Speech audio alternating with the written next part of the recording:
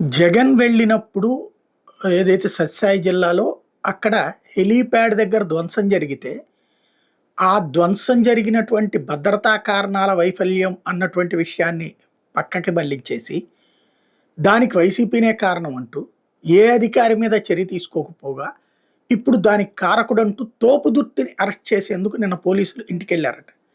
తోపుదుర్తి ఇంట్లో లేడని కుటుంబ సభ్యులు చెప్పారట. పరారీలో ఉన్నాడని చెప్పి పోలీసులు ప్రకటించి, ఇప్పుడు ఆయన కోసం గాలిస్తున్నారు. తను ముందస్తు బెయిల్ తీసుకుని ఉంటాడు అన్నటువంటి దిశగా ప్రస్తుతం ఆలోచిస్తున్నారట. ఇది తాజా అంశానికి సంబంధించినటువంటి అంశం.